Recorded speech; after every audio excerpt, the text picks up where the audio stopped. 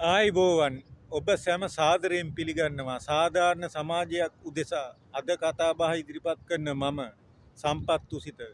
අද එලිමහනේ කතාබහකට අපි ප්‍රවේශ වුණේ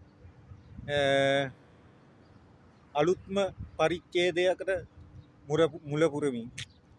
අපි අද ඉන්නේ කටාර දේශයේ සූප් වකීප් කියන ඉපෙරෙන් නගරයේ සිට. ඒ ඉපෙරෙන් නගරේ කොච්චර පැරණි වුණත් ඒ නගරේ තියෙන පිරිසිදුභාවය ගැන මාතෘකාව කරගෙන ඒක ලංකාවට අපි මේ හැඩගස්සන්නේ කොහොමද කියන එක ගැන කතා බහක් යෙදෙන්න තමයි මගේ අරමුණ අද. මොකද මේ 2025 ජනවාරි 1 වෙනිදා මේ ක්ලීන් ශ්‍රී ලංකා කියලා වැඩසටහනක් ආරම්භ කරානේ. ඒ ආරම්භයේදීම යම්කිසි පුද්ගලයන් විසින් යම්කිසි සංවිධාන විසින් යම්කිසි පක්ෂ විසින් ඒක කඩාකප්පල් කිරීමේ අරමුණින් නොයෙකුත් ක්‍රියාමාර්ග සමාජගත කරන්න ගියානේ. ඒ ගත කරන්න ගියාම මට දැන් නිකන් පොඩ්ඩක් හැඟෙනවා ක්ලීන් ශ්‍රී ලංකා වලින් ලංකාව ඈත් වෙලාද කියලා. ඒ ඈත් වෙලාද කියන කතාබහ නිසා තමයි නගරයේ තියෙන පිරිසිදුභාවය මේ නගරයේ තියෙන සංස්කෘතික වටිනාකම් වලින් ලොකු දේවල් නොකිව්වත් ඒ තීන පරාසයෙන් පෙන්වන්න තමයි අපේ අරමුණ. මේ අද මේ නගරේ ඇත්තටම පාරවල් එතකොට උද්‍යාන එතකොට මේ සුවසේ මිනිස්සුන්ට රාජකාරී කරගෙන ඇවිල්ලා වාඩි වෙලා එහෙම ඉන්න පුළුවන් වටපිටාවක් හදලා තියෙන පිරිසිදු භාවය ගැන තමයි මම මේ කතා කරන්නේ. දැන් මේ රටේ මිනිස්සු හැමෝම පුරුදු වෙලා තිනවා ඔබ හිතන්න ලංකාවේ මිනිස්සෙක් ඇපල් ගෙඩියක් කෑවයි කියලා. ඇපල් ගෙඩියක් කෑවොත් ඒ ඇපල් ගෙඩිය කාලේ මැද කොටස ඉතුරු වෙනවා කියන්නකො. ඒ මැද කොටස කවදාවත් ඒක අපි ඩස්බින් එකකට එක කුණු බක්කියකට දාන්න පුරුද්දක් නැහැනේ. එක්ක පාරේ කකා ගියොත් ඒක මගින් විසි කරනවා. එක්ක තවත් එක්ක වතුර බැහැලා යන කානුවකට විසි කරනවා. ඒ වගේ මේ රටේ එහෙම බෑ. එහෙම මේ මිනිස්සු පුරුදු වෙලත් නැහැ. පුරුදු වෙලා තියෙන්නේ ඒ අවස්ථාවේ කුණු බක්කියක් නැහැ කියමුකෝ. කුණු බක්කියක් නැති වුණොත් ඒක අතේ තියාගෙන එක්ක ටිෂුව එකක උතාගෙන හරියනවා. නැත්තම් සාක්කුවේ දාගන්නවා ටිෂුව එකක උතලා ඊට පස්සේ අපිට කුණු බක්කිය මුණ ගැහුනහම ඒකට අපි මේ දාන එක තමයි පුරුද්ද තියෙන්නේ.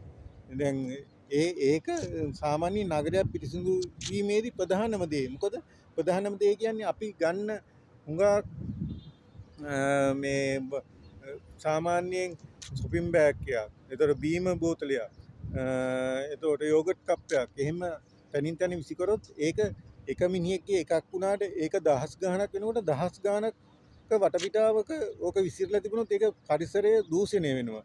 ඒ පරිසරය දූෂණය වීමේ 100%ක්ම මේ නගරේ අවමයි. මොකද මේ නගරේ මේ තනින් තන මේ එක දිගට කුණු බක්කිද ඒතොර මිනිස්සුන්ට නිදහසේ කතා බහක් කරන්න උනත් පුළුවන් විදිහට මේ හැම තැනම තියෙනවා මේ බංකු ඒතොර පුටු ඒ වගේ තියෙන නිසා මිනිස්සුන්ගේ සමීපාරක්ෂක පැත්ත මේ රජය විසින් ගොඩාක් හිතල් තියෙනවා. ඒ ගොඩක් හිතලා තමයි මිනිස්සුන්ට ඒ දේවල් මේ තිල්න කරලා තියෙන්නේ.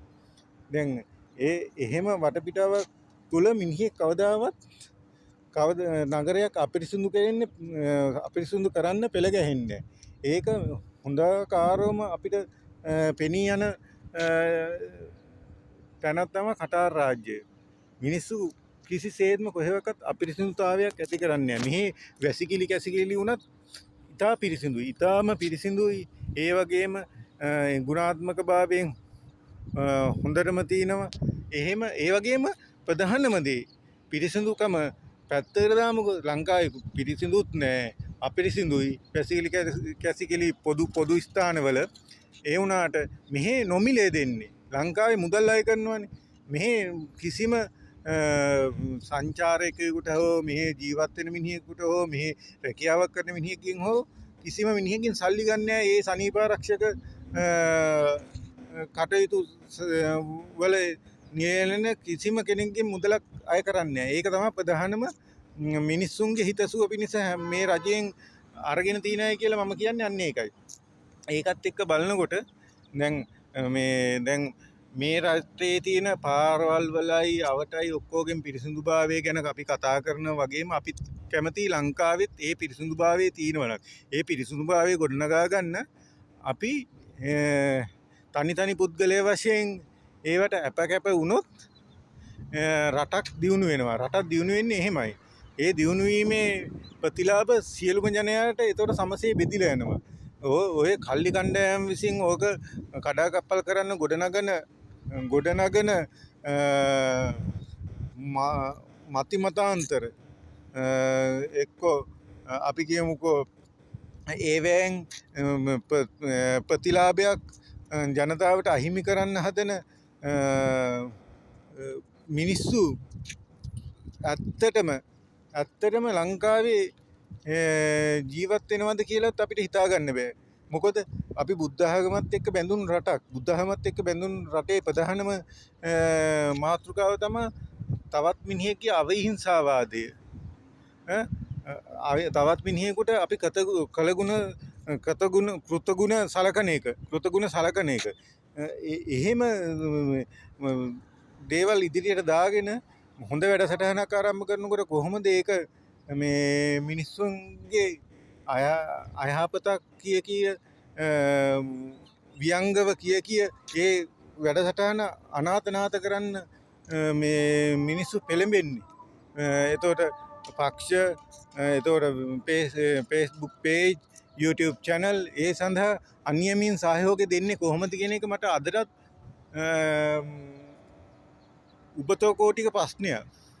මේ රටේ බලන්න මේ ඔයගොල්ලන්ට පේනවනේ මේ අවට මේ තනින් තන කුණු බක්කි අරවා මේ ඔක්කොම තියලා තිනු කොච්චර පිරිසිදු නගරයක්ද කියලා බලන්න. මේ වගේ කොහමද අපේ කොළඹ නගරේ එතකොට ඒ නුවර ඒ වගේ ප්‍රධාන නගර නෙමෙයි සියලුම නගර මේ වගේ ලස්සන පිරිසිදුභාවයෙන් ඇති වුණොත් කොච්චර සතුටක්ද. ඒක ලාංකිකයන් වශයෙන් අපිට සතුටුයි නේද? ඒ සතුට හැමෝටම භුක්ති විඳින්න පුළුවන් පරිසරයක් නිර්මාණය කරන්න මේ නවරජයට හැකියාව ලැබෙන්න කියලා ප්‍රාර්ථනා කරනවා. ප්‍රාර්ථනා කරන ගමන්ම අපේ අරමුණත් ඒක මිනිස්සු අතරට ගෙනියන්න අපේ මාධ්‍ය භාවිතයෙන් හරි ඒ මාධ්‍ය භාවිතයෙන් ගෙනියන ගමන්ම මේ වැඩසටහන අදට අපි සමාප්ත කළා. අදට මේ වැඩසටහනේ අරමුණ මිනිස්සුන් අතරින් අපිට එන පණිවිඩය මොකක්ද කියලා කමෙන්ට් එකකින් හරි දැනුම් දීලා ඒ කමෙන්ට් එකකින් දැනුම් දෙන ගමන් අපුව වටනවා කියලා හිතනවා සබ්ස්ක්‍රයිබ් කළා. මම ඉල්ලා සිටිනවා සියලුම ජනතාවගේ මෙම වීඩියෝ එක නරඹන්න කියලා. මොකද මේ රටේ තියෙන පිරිසිදුභාවය ඔබටත් වටිනා කමක් එයි ජීවිතේ. එහෙනම් අතර ගිහිල්ලා එන්න. හැමෝටම සුබ දවසක්.